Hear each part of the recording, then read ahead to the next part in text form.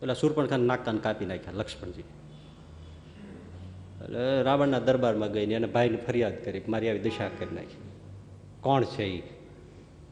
મારા 10 માથા 20 માથાવાળો કોણ છે? કોઈ નથી, એક જ માથાવાળા છે.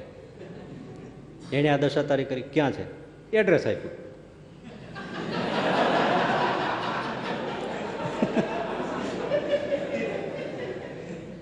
ખરદૂષણને બોલાવે. 14,000નું સૈન્ય લઈને ઓલા ઉપડ્યા પંચવટીમાં. ધરતી મણી ધ્રુજવા. રામને લક્ષ્મણને બધા સીતાજીને બધા બેઠા હતા, ફળ ફૂલ ખાઈને મજા બપોરના નિરાયતે આડે પડખે ત્યાં હતા. ત્યાં બધા ધમધમ જોયું એટલે લક્ષ્મણને કીધું જો ને કોણ આવે છે? મહારાજ આ ઓલી ગઈ ને એને મોકલ્યું લાગે છે. એમ વાંધો તું સીતાજીને લઈ સામે ગુફામાં જતો રહે, હું એકલો બસ છું. રામ એકલા ઉભા રહે. લક્ષ્મણ સીતાજી લઈને વયા ગયા. ખાલી પણસ આમ લઈને આમ મૂકી દીધી ને સારંગ ધનુષની, એનો એવો અવાજ થયો ને 14,000ના પડદા કાનના ફાટી ગયા. હવે કાન વગર જાય ક્યાં? તે ઓલા હુકમ કરે જાડવે ચડે, હેઠા ઉતરો તો આમ જાય, આમ બોલાવે તો આમ જાય. અને મોહનાસ્ત્ર મારી, અગ્નાસ્ત્ર મારી ખરદૂષણને મારી નાખ્યા. 14,000ને રામ એકલાય ઠેકાણે પાડી નાખ્યા. એ વાવડ લઈને શૂર્પણખા અવકાશમાંથી જોતી હતી શું થાય છે. એ જઈને એને મેસેજ આપ્યા કે આ ભૂકો નીકળી ગયો. હવે ત્યારે રાવણને થઈ ગયો કે આ સામાન્ય નથી, તોય પાછો વળ્યો ના. પછી સીતાજીને હરણ કરવા માટે યોજના બનાવી અને પછી એનો મારીચ મામા એની પાસે ગયો. મારીચને કે તું છે ને હું યુક્તિ કરું એમ કહે. તો કોના માટે? હા પંચવટીમાં પહેલાં આવ્યા છે એ રામની વાત કરે છે. હા તેને જોયો છે? ના. તેનું બાણ ખાધું છે? તો ના મેં જોયો છે ને બાણી ખાધું છે. હું ને સુબાહુ બે ગયા હતા વિશ્વામિત્રના યજ્ઞમાં, ત્યારે એની આવ્યા હતા. ફણા વગરનું બાણ માર્યું, સુબાહુને મારી નાખ્યો ત્યાં. અને મને 400 ગાવા દરિયાના કિનારે નાખ્યો છે, હાથ પગ ભાંગી નાખ્યા. ખાલી દંડીકડી મારી હતી. દંડીકડી જો ઓલી નોક તો હતી જ નહીં, તો કાઢી નાખી હતી. દયાળુ કાઢી નાખી હતી. ખાલી દંડીકડી મારી 400 ગાવ પીડ્યો દરિયાને કિનારે. ઊભો નથી થયો, હાલી નથી થતો, એમનું પીડ્યો છે. આ મકોડા ભાંગી ગયા ખેડના. આ પીડ્યો છું અહીં તે દૂનો. એટલું તો ઠીક, પણ કોઈ આ દરિયામાં ઋષિમુનિ સ્નાન કરવા આવે અને એ રામ બોલે ને ત્યાં મારા જીવ નીકળી જાય છે. ઓહો હો. એટલે તું ત્યાંથી પાછો વળી જા. તોય વળ્યો ના? વળ્યો ગયો. સીતાજીને હરણ કર્યું, લંકા પહોંચ્યો તો મંદોદરીએ ફટકાર્યો કે આ તમે શું કર્યું? તોય પાછો વળ્યો. સભા ભરાણી તો માલ્યવાન મંત્રીએ કીધું કે આ તમે ખોટું કર્યું છે, તમારે આ પગલું છે ને વિનાશ કરી નાખશે. તોય માન્યો નહીં. વિભીષણે કીધું તોય ન માન્યો. હનુમાનજી જ્ઞાન બધું હળગાવીને આવ્યા, તોય મંત્રીઓ કીધું કે એનો દૂત આવીને ભૂકો કાઢી ગયો, એ આવશે ત્યારે શું થશે? દૂત આવ્યો તો તમારા જોતે જોતા બધી જ લંકા છે અને બધા એના હા જો કેવા ભટ્ટ જેવો કરી નાખ્યું છે. તો એ આવશે ત્યારે શું થશે? તોય પાછો ન વળ્યો.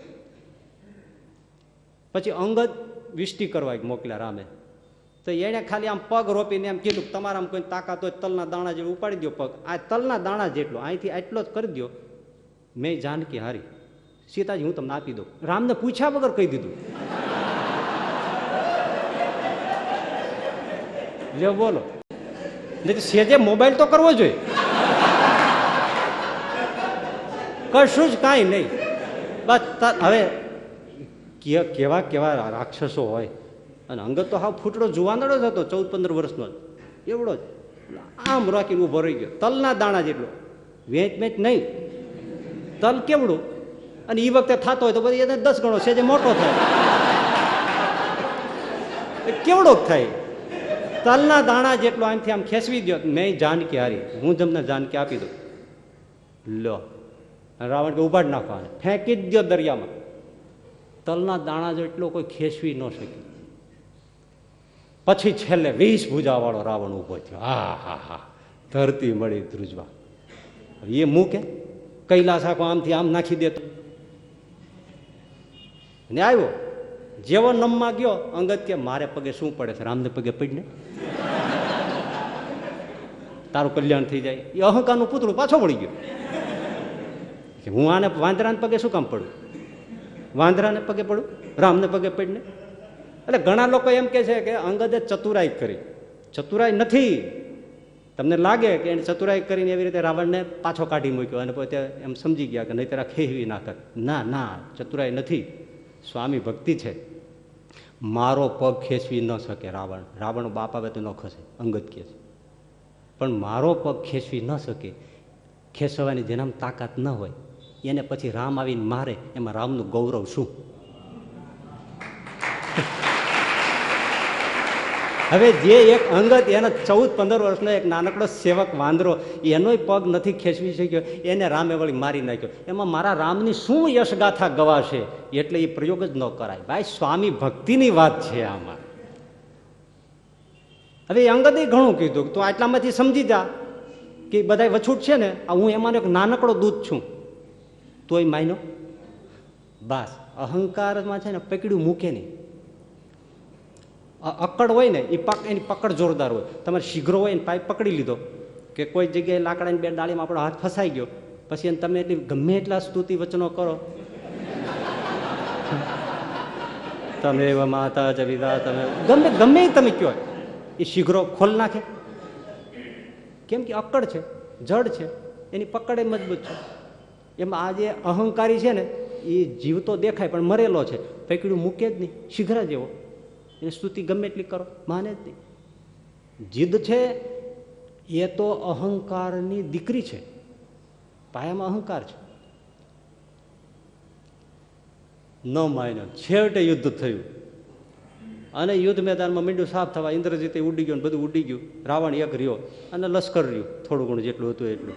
રાવણ કાંઈ જેવો તેવો જ નહોતો, પણ તો એને કુંભકર્ણ તો હૂતો જ તો હજી. હો, આ યુદ્ધ થઈ ગયું, આ બધું થઈ ગયું તો કુંભકર્ણને જગાડ્યો જ નથી, હવે જગાડ્યો. અને કુંભકર્ણને જગાડ્યો, બહુ મહામહેનતે જાગ્યો અને કુંભકર્ણ કે અધવચ્ચે કાચી ઊંઘે મને શું જગાડ્યો? કારણ કે 6 મહિના સૂતો ને 1 દિવસ જાગતો કુંભકર્ણનું એવું હતું. શું જગાડ્યો? તો કે યુદ્ધ ફાટી નીકળ્યું છે. કોની હારે? તો આ બધી હિસ્ટ્રી કીધી. તો કુંભકર્ણે ફટકાર્યો, તે આ શું કર્યું?